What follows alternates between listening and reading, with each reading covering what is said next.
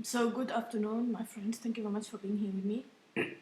I'm keeping on reading Break the Cycle, the lesson 1.44. Perspective on life scripts. Do you know yours? Okay, skipping the first paragraphs. Perspective on scripts. A script is a set of detailed instruction how someone should behave in certain situations. For example, in the theater, scripts are playwrights' instructions for each performer and production crew member as to what to do and to say as the play proceeds. Performers in media commercials always follow a script as to how to speak, move, and look at their message across. Musicians follow script in the form of musical scores and that instruct them how to compose, wants to them to play and sing their composition. Create scripts. Chef creates scripts, recipes to guide others to prepare their dish or meal. Scripts vary in a number of ways. 4. They are the tangible, like examples above, or they can be intangible, implied, undocumented, and subtle. Origin. Scripts can be created by one person, by several people, like parents and grandparents, or by a group, like churches, officials, and politicians. People from their own scripts, like habits and rituals, or they create scripts for other people, like orchestrating athletics events or weddings. Effect. Scripts can range from benign, no personal or social harms to anyone, to toxic, someone gets significant stressed and armed. Painful scripts can be motivate people to unconsciously create and follow polar opposite counterparts that significantly shape their lives and relationships. Clarity. They can be written and explicit like an actor's script, or undocumented, vague, and open to interpretation and change, like social rituals and traditions.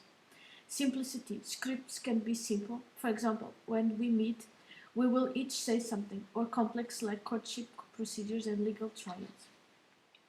Applicability. A script may apply to one person, a class of people, for example, all females in our family or church room, or a social group, like a family, a clan, a team, or ethnic, religious, political, occupational, and racial group. And scope.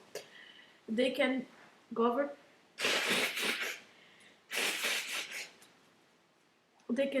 like individual events like birthday celebrations or meals, or direct a person's whole life. You will never amount to much. This article focuses on the later, personal life scripts. In my experience as a therapist, most people are unaware of personal, ancestral, and cultural scripts that shape their lives. The reason for this article is to explore how much life scripts can cause significant psychological wounding and reflect personal growth and healing. Once aware of limiting and unhealthy scripts, people can choose from stopping using them and live more authentically. To make this more concrete, let's review some sample scripts. Positive, helpful scripts. You will succeed in whatever you choose to do. You will live a long and prosperous life. You will be an excellent parent. You will be rich and famous. You will graduate at the top of your class. You will be a well-respected doctor, lawyer, judge, author, etc. You will make us all proud of you. You shall attain a high public office. You will be a credit to our family, group, religion, race. You are not a quitter. You are a winner. Okay, there are many positive armor scripts. You will never amount to anything. You are a loser and always will be. You can't do anything right. You will never be a wife, husband material. You will probably fail, flunk, and be expelled. Be young. No woman will have you. You are a sinner and you will burn in hell. They will never hire anyone like you. Why aren't you more like a sibling, a parent, relative? I didn't want another child like you. There are many variations of scripts like this. Can you think of some? Can you think of a child or adult whose life is shaped by a script like any of these? Where do life scripts come from? The most common source is one of more adults who raised you. In your youngest years, especially parents and grandparents, they may be spoken, written, or quoted. Grandpa Mark always said, I would never amount to much. Some life scripts more come from the spoken or unspoken behaviors of a revered teacher, clergy person, coach, hero, or mentor. How do scripts shape our lives? Here's a real example. A 50-something single woman asked me to help her to solve two vexing life patterns. She said, I want a home of my own, but I can't afford one, so I have rented a series of rooms and apartments. My pattern is once I rent, I become uncomfortable with my landlord and neighbors. I feel unwelcome and I have to leave. The second pattern is, she told me, I have to do with money. I always lose it somehow. The woman said her young mother has been poor, uneducated, single, and had a series of kids with several men. As my client grew up, her mother and siblings were evicted several times because her mother was not welcome. When my client was about 10, her struggling mother sent her and a young sister to live with her grandparents. My client recalled feeling these elders were annoyed and irresponsibility of raising the sister said, I felt unwelcomed in her home. This woman was compulsively reliving her childhood script, I am not welcome, which at times had caused her to be homeless. She saw the pattern but felt powerless to stop and acquired a stable home for herself. What gave this script its power? How life scripts work? To answer this question, you need to accept the idea that all normal personalities are composed of talented subselves, like members of an orchestra. Three kinds of normal subselves are inner children, guardians who vigilantly watch out for the children, the managers who guide you when the kids and guardians are inactive. When subselves activate, they cause thoughts and emotions that may affect the host person's body and minor to major ways, like headaches, cramps, sweating, and stomach aches. These talented subselves are formed during the host person's early years, and her and his brain develops. They are strongly shaped by the values and perceived behaviors of family, adults, and other siblings. Having little life experience, typical inner kids are very naive and simplistic. They believe whatever they hear and see is the truth. Against all knowledge, some normal inner children live in their past. They literally don't know about the current world and how their host person has become since childhood wiser and more mature. It's as though these young innocent personality parts become stuck in the host person's early years. In my client's case, her inner kids had heard her mother say before eviction, we are not welcome here. Her sub-self also interpreted as overload mom's facial expressions, body language and speech as meaning you, the young daughter, aren't welcome to me. They took that as absolute truth and generalized it as the girl grew. One early effect was my client dropped out of school after second grade because her ruling inner children felt she was not welcomed, accepted like by her peers and teachers. That distorted belief had a profound lifelong effect on her self-esteem, creating a new script among some of her sub-selves. I'm educated, dumb, and inferior, and I'm not welcome. Each time she rented an apartment or room, one or more inner kids and guardians, for example, her pessimist, cynic, and doubter sub-self would convince her semi-consciously, I am not welcome here. Then her well-intentioned magician sub-self would invent compelling reasons why she had to leave. The landlord is spying on me. Because this cycle happened a number of times, she came to expect the feeling of being unwelcome. So scripts shape some lives because people's personality sub-selves are stuck in the past. They are unable to reality to test the scripts they learn or created for accuracy and relevance, and the host person is unaware of this. I suspect you are now wondering, do I have any harmful life scripts? Or if I do, how can I free myself from them? The rest of this article offers answers to both questions. How do I identify life scripts?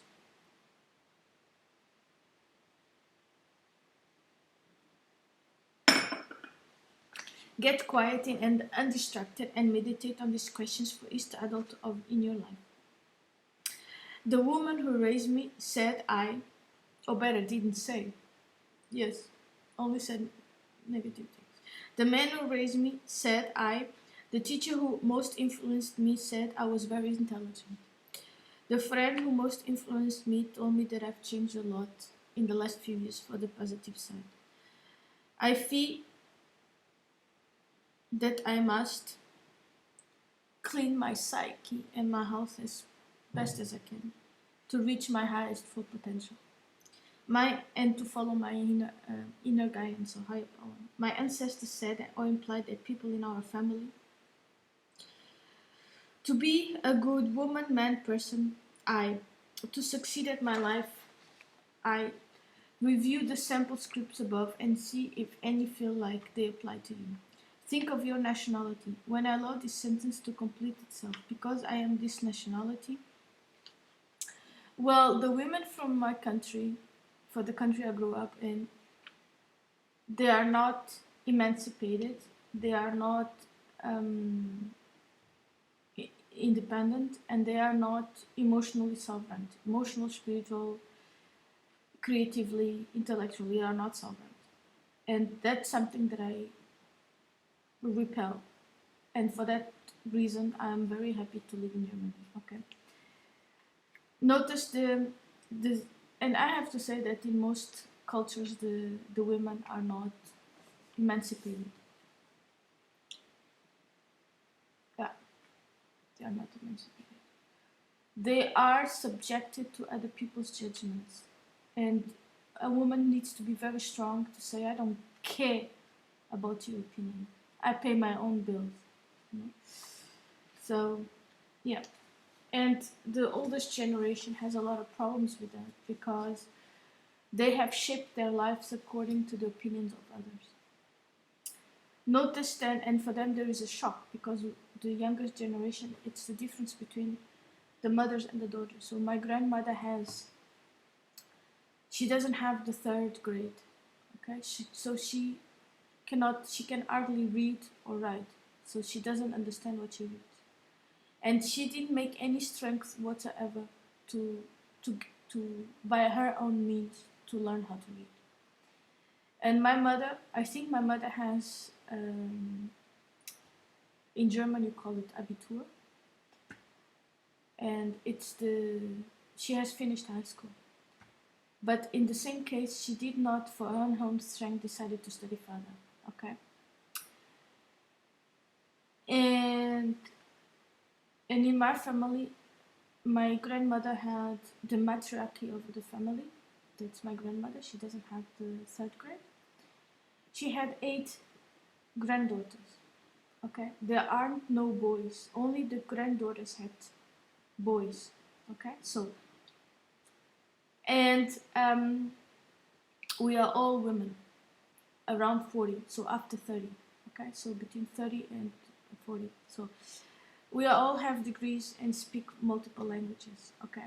So because we pay our own bills, we don't care and we don't need the support of the male energy, and we don't have to be nice to a man, or we don't have. So we don't care about other people's opinions, okay. And that there is a lot of cultural clash, because for my grandmother, for example, my grandmother doesn't listen to what a woman says, because in her days the opinion of a woman didn't matter. And in the case of my mother, it's still like that, even though she doesn't. They both don't accept it. Okay, they don't realize they do that. So they have both a rejection of the feminine, okay? And it is our generation, the generation of the granddaughters, because we were born in a rechtsstaat, in a staat direct, in a state of law. I think that's how you say it in English. We don't need authorization to open a bank account, to study, to get a job, to have our shit together. And the opinions of others do not matter. So we can decide by our own discernment what to do in life. And for my mother and for my grandmother, that is new to them. They don't know what that feels, you know. They don't know what it feels like. What I say in my house is law, you know. They don't know that. They have never felt it. They have never experienced it. So they don't know the frequency of being centered in their own decisions and having a plan. I will do this, execute that, and that will be the outcome. Okay? They don't know that. So to have self-respect and strict boundaries. Okay? So I think this is, yeah, I think that's the biggest. I remember having a conversation with my mother that first of all, when I talk to my mother, she never asks me how I am. Never asks me, what are you doing? What have you been doing? Are you okay with yourself? So she asks, she is in her thoughts, right? And she sees the things on Facebook. And she talked about, don't you find it weird that your cousin, she's dancing, my cousin is a dentist. She's dancing, she does belly dance. And all the men are looking at her. And I said, there's nothing wrong. If that's something she enjoys, she's enjoying her feminine energy. And she says, who's the man that wants to be with a woman that dances like that? And I told her, she doesn't need a man. She doesn't have, her aspiration in life is not to have a man. She can pay her own bills. She can do whatever the fuck she wants. And my mother was very quiet. And then she says, oh, but she doesn't have time to be with her kids. Well, that's something else. And then I added, well, you didn't dance and you just most of the times ignore me. What is the difference? You know, you don't have any ability to be a mother. You don't have your fourth chakra open. You don't feel love, you know. And she was very quiet, you know. She doesn't accept, she knows she was not a good enough mother, right? She knows that because it's the job of the mother is to connect the family, is to give love to everybody. Okay, that's the job of the mother. The job of the male, of the father, is to teach empathy, so to listen with empathy, and to provide safety net. Okay, and in my family, my father did that. Okay, he provided the financial status, but the issue is that because my mother doesn't understand what is to be feminine, and in my opinion, my mother comes from a very poor background, right? Even though they had pieces of land, it was emotional misery. So they went from Portugal to Angola, and in Angola they saw the bright side of life, you know, like the bling bling, the clothes, the parties, the freedom. So if you see my mother is superficially feminine. The clothes, the furnitures, everything is as she saw when she was 11 years old or when she was a teenager, and she absorbed all that luxury, all that luxury. Okay. However, it's very superficial. She doesn't understand that you have to be feminine. You have to work on yourself. Okay. And because when she was there, she was not taught there. Okay. She's actually emotional unstable. And what she fails to understand is that she wants to belong to the group that I've created. In my family, my father is very intelligent, I am very intelligent, and my daughters are very intelligent. But she feels she's not intelligent, okay? And she wants to be part of the group, but she's not able to work on herself in order to be part of the group, okay? And because she doesn't know how to cope with me, she never did, okay? Because she's a person that when she doesn't intellectually or emotionally understand something, she goes to violence, okay? Because she doesn't understand that when we challenge her intellectually or emotionally or spiritually, she reacts with aggression, right? So we can't challenge her. There has to be the negative status quo, okay? Such a long she doesn't learn that life is about challenges, and you have to get your shit together emotionally, become resilient, and step up to the plate, okay? And because a group is as strong as the weakest link, she's the weakest link, and she's not a good example. She's not a good example of femininity. She's not a good example of emotional strength. She's not a good example of inner beauty. but she wants to be, okay? Just because you want it, that doesn't mean you can. You have to work on yourself, okay?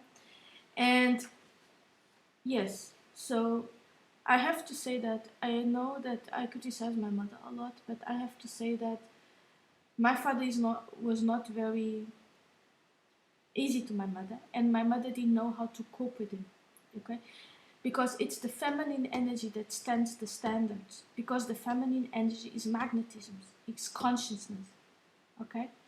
It's the source, okay? And it's obvious that I criticize my mother a lot, especially because she is emotionally, spiritual, and physical abusive, and I criticize her because you might be dumb, okay, but that doesn't mean you are allowed to be aggressive, okay? You have to accept that you don't have the emotional, spiritual knowledge to answer those questions or to be able to lead the situation, but that doesn't mean you cannot search for the information, okay? And I do criticize my mother a lot, especially because yeah, she's violent, she's aggressive, and she doesn't think very much of the consequences. She has very low impulse control. She doesn't think about the consequences of what she says or what she does. She's just like a little child. And she doesn't accept, she doesn't know. Okay? And she has very bad habits. She's gossiping, she puts on her nose on things that don't matter to her. So she thinks that her life is in order. But she's actually lying to herself. She has reality distortions. Yeah, so there is a lot of work to do. So they don't see or feel why I don't feel comfortable next to them. Okay, I think my grandmother does, because my grandmother has a very interesting connection to the higher power. Okay, yeah, that's it. I wanted to say something else, I forgot.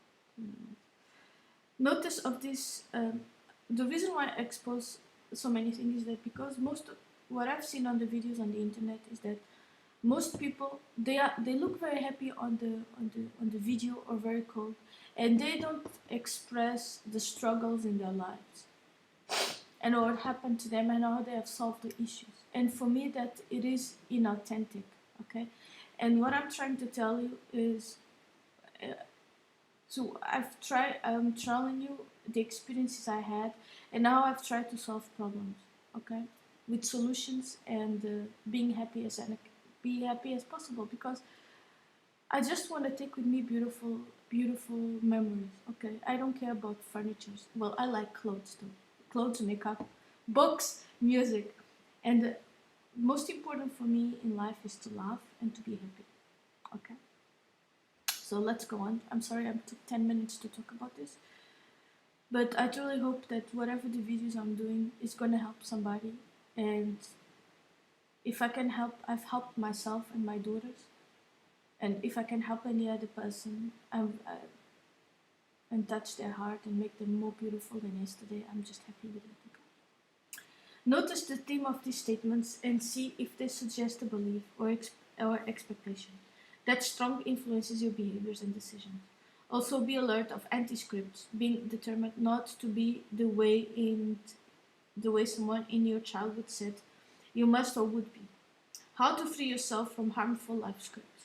A harmful script is an unquestioned belief that significantly limits or hinders your self-esteem, ambitions, achievements, relationships, freedoms, and shortens your life. For example, I will die in my 30s. Another type of harmful script is one that causes significant guilt, frustration, shame by being unrealistic, unachievable, and distanced to end the world hunger. Such scripts are usually caused by inner child living in the past. Various thoughts or stimulations activate this child, who then causes the script to play in your head. Perhaps the voice of the person who gave you the script. The script may or may not have associated images or memories that occur automatically. To free yourself from a toxic script, use the steps like this. Identify in the specific script and where it originated. Study part 3 of lesson 1 to learn about your personality subcells. List your sub-selves and identify the inner child that causes beliefs you script. Befriend that young personality part and introduce her or him to your number one sub-self, your true self. Mentally invite the child to your own home in the present and teach her or him the present age and current year. When it feels right, ask the child to come to live with you in the present. Introduce her to other sub-selves. Help this sub-self. A. Trust your true self and other manager sub-selves to keep you safe. And B. To release any fear or disobeying the script. If relevant, teach the child that the person who originated the script are dead, gone, not active in your current life. Call an inner council meeting of all your sub-selves and ask if any of them still believe in the script. If any do, repeat these scripts are needed. Compose and announce a new script to replace the old toxic one. Use your instincts and wisdom to tailor these steps and suit your unique personality, ancestry, and situation. Recap. This article proposes that we live with some people are shaped by life scripts inherited in childhood from life adults. So thank you very much for listening to me. I appreciate all your comments, donations, and everything that you have told me. I'm sure with my knowledge and experience I can help you to find a better solution. Thank you very much for listening to me. For the emails or requests, there's the email down below. Thank you very much. Have a nice day. Bye.